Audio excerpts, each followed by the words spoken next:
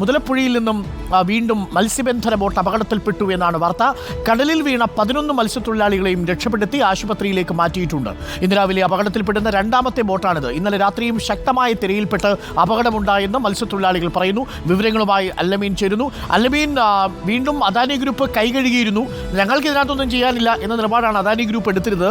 സംസ്ഥാന സർക്കാരാണ് ഇതിൻ്റെ എല്ലാം ഉത്തരവാദിത്വം എന്ന് പറഞ്ഞ് അദാനി കൈകഴുകിപ്പോയി. പക്ഷേ ഇപ്പോഴും മുതലപ്പുഴയിൽ അപകടങ്ങൾ തുടരുന്ന കാഴ്ചയാണ്. ഇന്നെന്താണ് സംഭവിച്ചത് അല്ലമീൻ?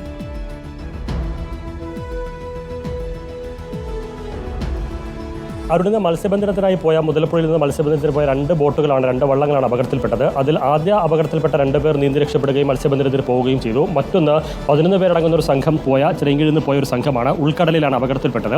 ഈ വള്ളത്തിലുണ്ടായിരുന്ന മത്സ്യബന്ധനത്തിന് വേണ്ടിയുള്ള വലകൾ കടലിൽ നഷ്ടപ്പെട്ടു. ഇത് പരിശോധിക്കുന്നതിനിടെ, ഇത് തിരയുന്നതിനിടെയാണ് 11 പേരും അപകടത്തിൽപ്പെട്ടത്. ഉൾക്കടലിൽ ആയതുകൊണ്ട് തന്നെ വലിയ ആശങ്ക ആ മണിക്കൂറുകളിൽ ഉണ്ടായിരുന്നു. പക്ഷേ പിന്നീട് അവരെ വലിയ ഗുരുതര പരിക്കുകളില്ലാതെ രക്ഷപ്പെടുത്താനായി എന്നുള്ളത് ആശ്വാസകരമായ ഒരു സാഹചര്യമാണ്. ഇവരെല്ലാം ചിറയൻകീഴ് താലൂക്ക് ആശുപത്രിയിലേക്ക് മാറ്റിയിരിക്കുകയാണ്. ഇന്നലെ രാത്രിയും സമാനമായ രീതിയിൽ അവിടെ മത്സ്യബന്ധന ബോട്ട് അപകടത്തിൽപ്പെട്ടിരുന്നു. മത്സ്യബന്ധനം കഴിഞ്ഞ് മടങ്ങി വരികയായിരുന്നു ബോട്ട് അപകടത്തിൽപ്പെട്ട 3 പേർക്ക് നിസ്സാര പരിക്കേറ്റത്. തുടർച്ചയായി അവിടെ അപകടങ്ങൾ ഉണ്ടാകുന്നു. അപ്പോഴും പ്രശ്നപരിഹാരം മാത്രം അകലെ എന്നുള്ളതാണ് മുതലപ്പുഴക്കാരെ സംബന്ധിച്ചിടത്തോളം ഒരു കണ്ണീർ കഥയായി തുടരുന്നത്. അരുൺകുമാർ. Okay, thank you. അല്ലമീനാണ് വിവരങ്ങൾ നൽകിയത്. മുതലപ്പുഴയിൽ വീണ്ടും അപകടമുണ്ടായിരിക്കുന്നു. ഉൾക്കടലിലാണ് അപകടമുണ്ടായത്. 11 പേരാണ് അപകടത്തിൽപ്പെട്ടത്. പക്ഷേ അവരെ നമുക്ക് രക്ഷിക്കാൻ സാധിച്ചു എന്നത് ആശ്വാസകരമായ ഒരു വാർത്ത കൂടിയാണ്.